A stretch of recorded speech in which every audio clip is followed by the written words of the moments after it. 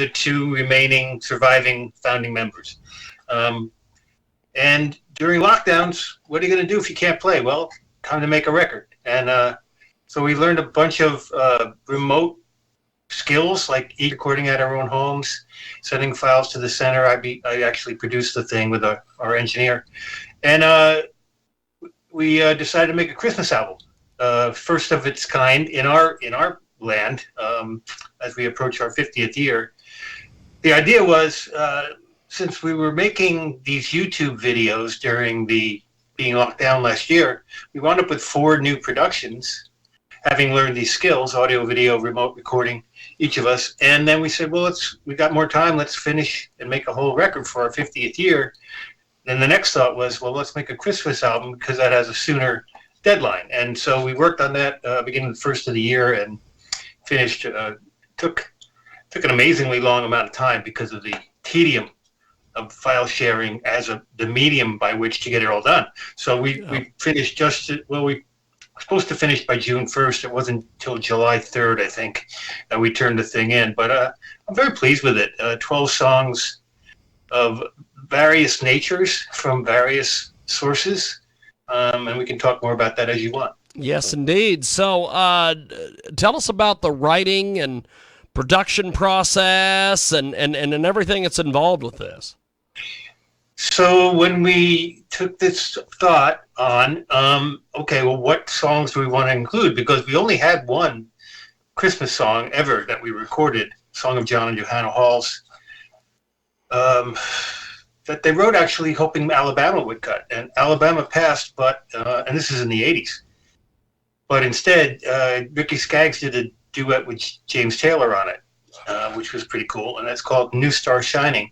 We did our own version of it in 94 for a collection for Japan. It was called Woodstock Holidays.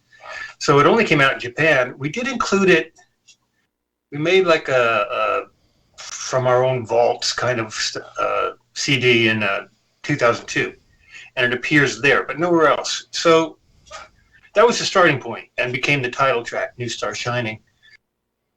And then, okay, so where are we going to get these songs from? John had written a couple in his history that were good contenders. Fly Amero, our longtime guitar player, had a few in his pocket. I got one from Wayne Nelson from Little River Band, one from Joe Puerta from Ambrosia, because we had done a Christmas show with them, and we learned these songs when we did that. We did one that was, my family's all musical, and back in the 80s, my mom was playing for church, piano for church, organ, and the 4 siblings were enlisted to sing a 4-part traditional at that service, and I had that it was recorded on one of those little cassette recorders with the built-in microphones. That's awesome. We're talking 85. So that's fantastic. Those files, that had been digitized and floating around. And my younger brother, Lane, who's been with us for 20-something years, he and I agreed that would be a good thing. So we recreated that quartet, John and me and Fly and Lane, and put a string quartet to it. So it's that's the flavor there. And one of the songs, in scouring YouTube for content last year to keep posting, we posted like 40 weeks of shows consecutively while we were waiting to get back on the road from our libraries. And I had stumbled across a performance that Larry had done. Larry being my older brother, the radio voice of Orleans, who passed away in 2012. So he had done a version of Winter Wonderland for some a fundraiser, as he was wont to do for many good causes.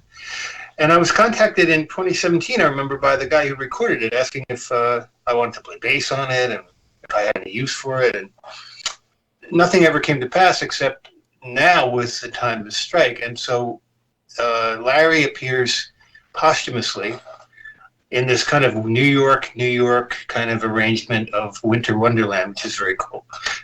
A lot of the songs had previous lives, or maybe a third of them. Like New Star Shining just needed remastering. It didn't need any upgrading. Some of the songs needed augmentation, like a couple of Flies songs. We replaced the background vocals. We went back to the multi-tracks, right? And then stripped off what was there, embellished and added our own voices, and didn't need to replace the band. The band was fine. But it was our voices that made it Orleans. And John had this great song called Quiet Place that he cut in the 90s. And it was a very bare bones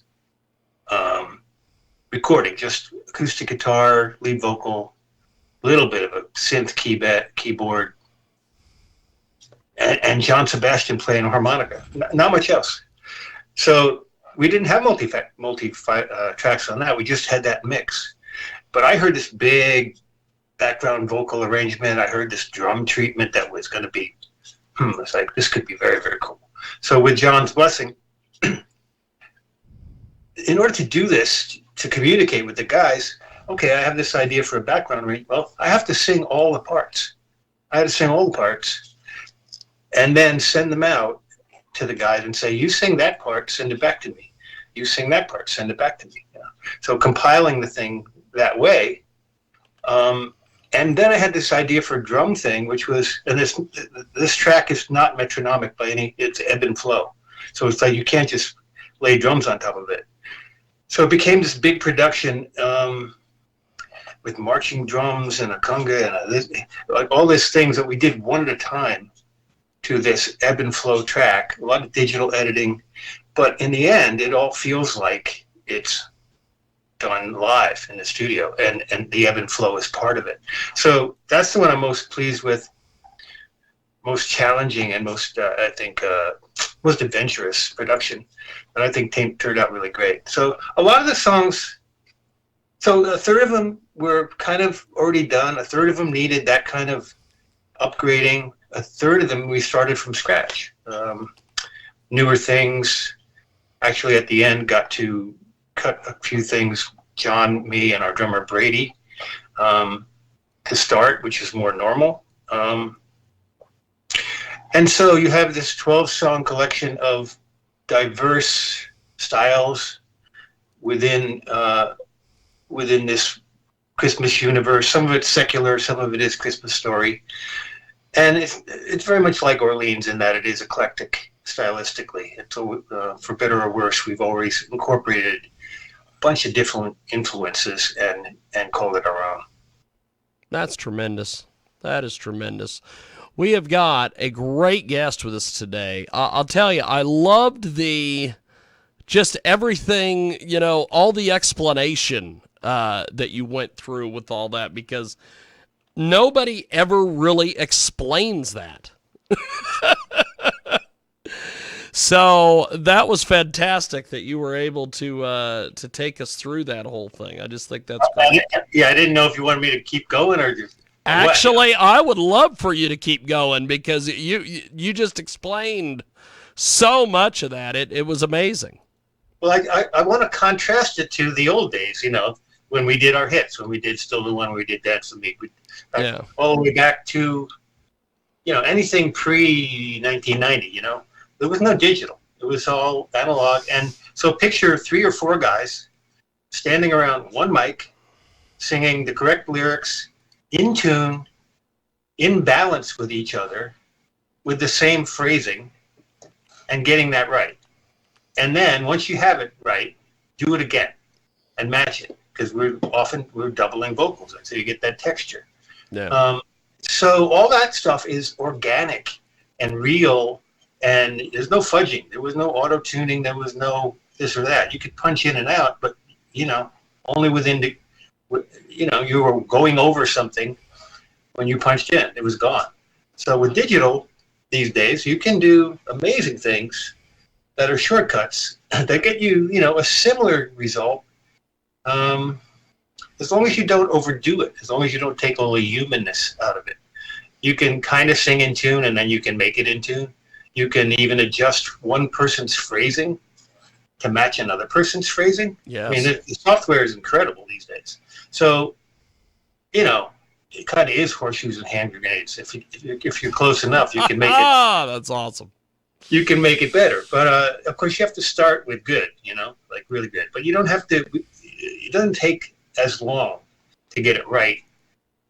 What took long in this process is the back and forth, the file sharing, people's schedules.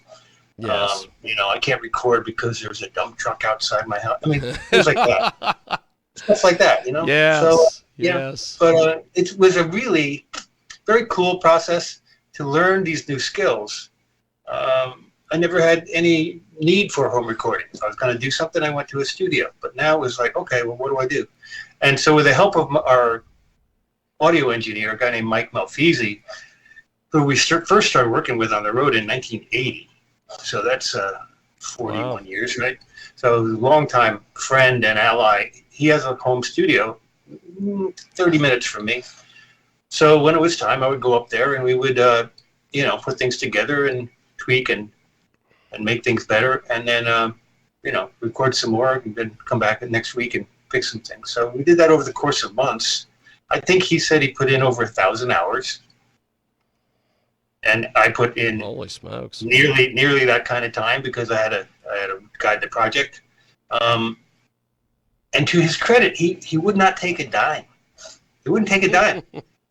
We had to buy him I bought him a board and some software, please take that. But so in the end, because that would have been very expensive, 1,000+ hours of engineering time. But that aside, the whole project cost us less than $9,000. Wow. Isn't that amazing? That. Because old school budgets are like, how many hundreds of thousands can you spend? Oh, yeah. That's always how it is. Yeah. So these days, anyone, on a laptop, look at the Billie Eilish thing, that whole record was done, like their bedroom or something with her brother. So it's a new world, is what I'm saying.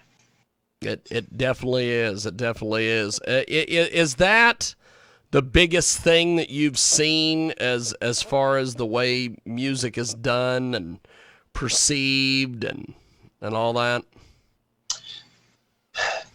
We have an album and a song called Analog Man.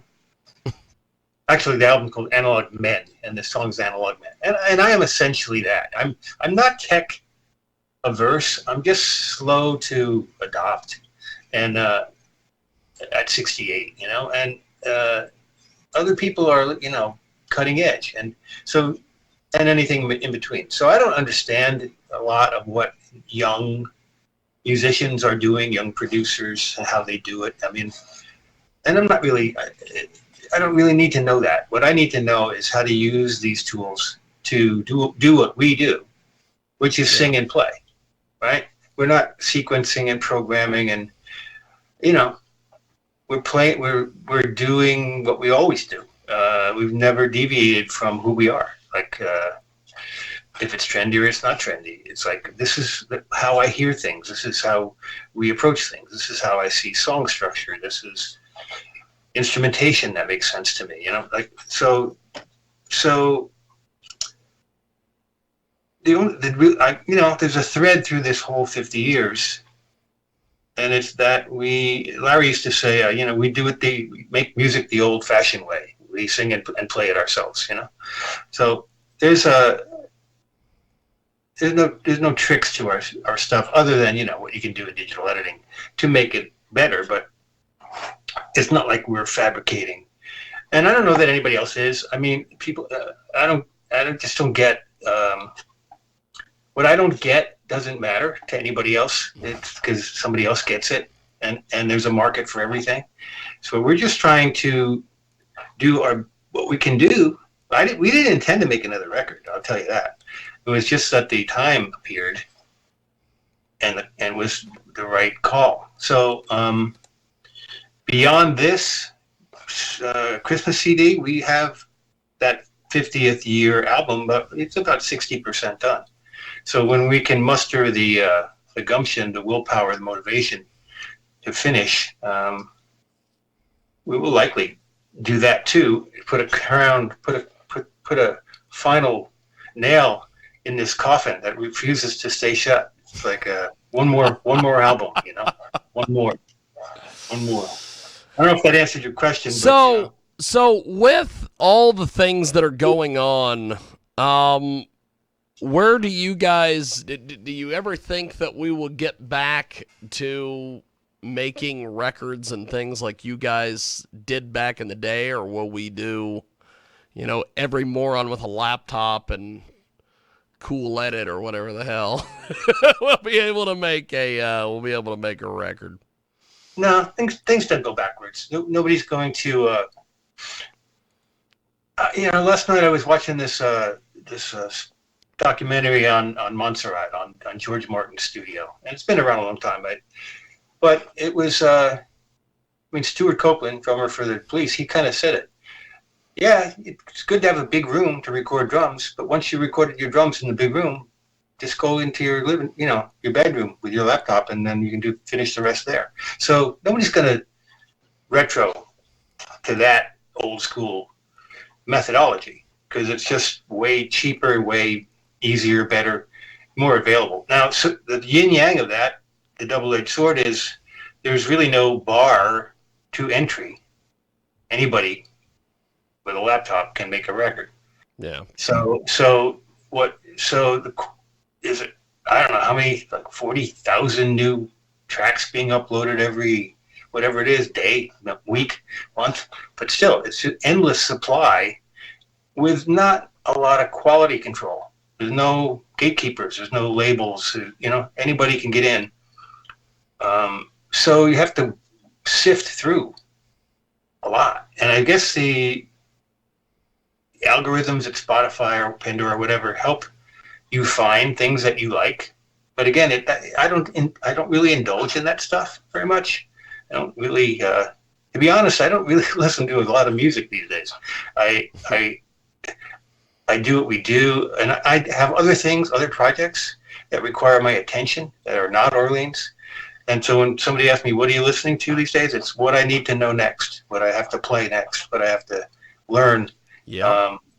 For these, I'm a music director on these big multi-act shows with 8 or 9 rock singers, and sometimes I have no clue what I need to do to guide the team to a successful show. So that's where my focus is. And so I guess I don't know if that answered your question either. No. You're good. You're doing you're saying all the right stuff, my friend. So, how do we get this Christmas album that you guys have put together here? Well, there are many ways to do it. My preference, go to Orleans Online and order it directly from us, orleansonline.com. But you can get it anywhere. You can get it on Amazon. You can get it anywhere you normally buy your music. You can hear it. Here's the thing. If you go to orleansonline.com, and you can actually listen to the whole thing without even buying it. And then if you buy it, great. But that's because we're hooked up with a thing called Bandcamp. Yes.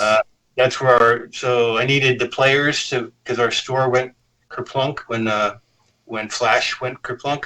So I needed the players, and the deal with them is you can't put up 30-second snippets. You have to put up the whole thing that you're going to be selling, right? So yeah, unfortunately. So by default, you can hear the whole thing. You can hear everything we have up there anytime you want. And if you want to buy it, great. And if not, God love you. That's fantastic. You have been amazing. We will definitely have to do this again because this was fantastic. So, do you guys do much social media, or is it pretty much just the website? And we have a Facebook page, Orleans Music, and that's another thing. I don't have a personal Facebook page. I never did. I never wanted one. I think it probably was pretty smart in retrospect, seeing what's happened. I think social media is, has such promise, and it's just so divisive. It's just not really healthy. So no, I don't really have time for it. Or inclination. However, again, when we had the lockdowns, it was how are we going to stay relevant, stay connected to our fans, whatever. I revived our email list, which hadn't been used in a long time because not everybody's on Facebook or whatever. And we undertook to create these shows, not just, post to YouTube one song. I have like concerts that are divvied up that way. Like we did all these shows at Opus 40 near Woodstock over the years. And so I grouped them in by year, and then I posted that whole show for the year in 1 week, and then another, and Japan, and this and that, and it wound up being 30 weeks of content. So we called it Video Thursdays, right? So every Thursday, our Facebook and email crowd could expect a new show from us, and if we had anything to say in the meantime, great. But that's about the extent to which I use social media. And I haven't done it in a while because we've been working, We started playing again June 5th and just, had a pretty good run up right until November 13th. And now we're kind of kicking down for the winter. And I just kind of needed it. I was getting burnt. So we're going to retool, regear. We have a big spring coming up and a good year ahead of us in year 50. So, to answer your question, would behoove us to be more active on social media, but it's never been a thing that I gravitated to. Well, I appreciate you making time for us today. Thanks for coming on and chatting, and we will definitely talk to you soon. Good luck with the record and everything, and have yourself a Merry Christmas, my friend. And you too. You take care. Thank you, my friend. There he goes, the fantastic band Orleans.